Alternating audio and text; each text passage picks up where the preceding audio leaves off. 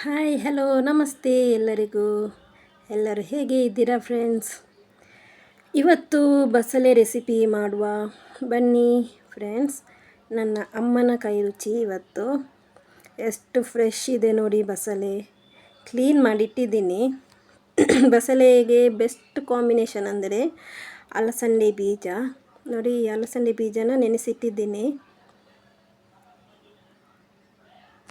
ಇಲ್ಲಿ ಮಸಾಲಕ್ಕೆ ಅಂತ ತೆಂಗಿನಕಾಯಿ ರೆಡಿ ಇಟ್ಟಿದ್ದೀನಿ, ನೋಡ್ಬೋದು.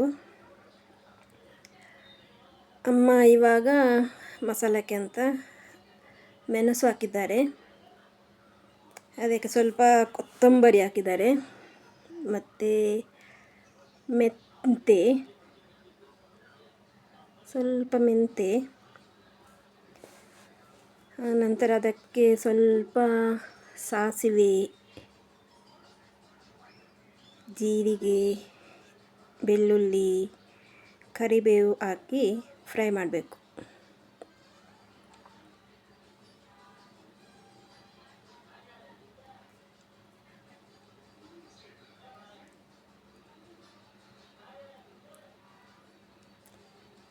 ಅದು ಚಂದ ಮಾಡಿ ಫ್ರೈ ಆದ ನಂತರ ಅದಕ್ಕೆ ನಾವು ತೆಂಗಿನಕಾಯಿ ರೆಡಿ ಮಾಡಿಟ್ಟಿದ್ದೀವಲ್ಲ, ಅದನ್ನು ಹಾಕಿ ಸ್ವಲ್ಪ ಫ್ರೈ ಮಾಡಿದರೆ ಆಯಿತು.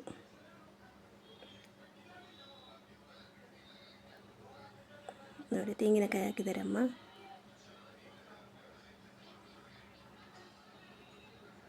ಅದಕ್ಕೆ ಸ್ವಲ್ಪ ಅರಿಶಿನ ಹಾಕಿ ಇವಾಗ ಗ್ರೈಂಡ್ ಮಾಡಬೇಕು. ಗ್ರೈಂಡ್ ಮಾಡಿ ಬರುವ.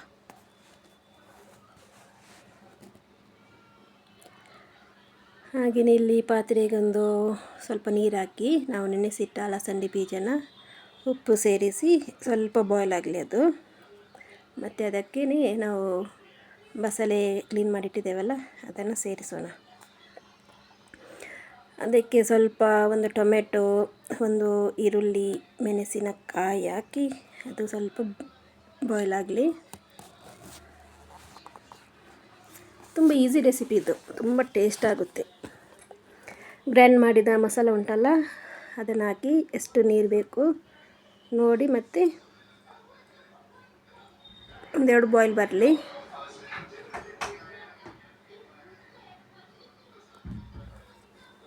ಅದಕ್ಕೊಂದು ಸಿಂಪಲಾಗಿ ಒಂದು ಒಗ್ಗರಣೆ ರೆಡಿ ಮಾಡೋಣ.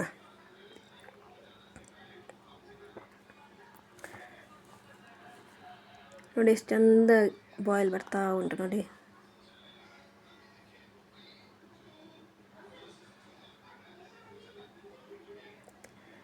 ಇಲ್ಲಿ ಎಣ್ಣೆ ಇಟ್ಟಿದ್ದೀನಿ, ಅದಕ್ಕೆ ಎಣ್ಣೆ ಹಾಕಿ ಸಾಸಿವೆ,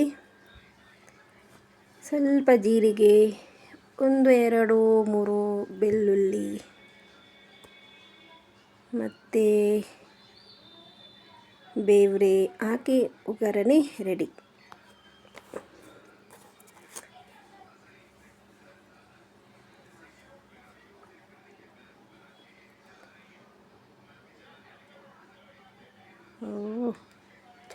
ಚಟರ್ ಪಟರ್ ಆಗ್ತಾ ಉಂಟು, ಒಗ್ಗರಣೆ ರೆಡಿ. ಇವಾಗ ಬಸಳೆ ಕರಿಗೆ ಒಗ್ಗರಣೆ ಹಾಕೋಣ.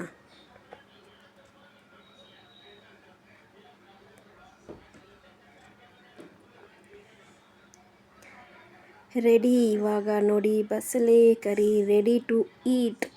ಹೇಗಾಗಿದೆ ನೋಡಿ, ಸಿಂಪಲ್ ರೆಸಿಪಿ. ಓಕೆ ಫ್ರೆಂಡ್ಸ್, ಹೇಗಾಗಿದೆ ಅಂತ ನನಗೆ ಕಮೆಂಟಲ್ಲಿ ಮೆಸೇಜ್ ಹಾಕಿ. Thank you so much friends. Bye friends, thank you, take care.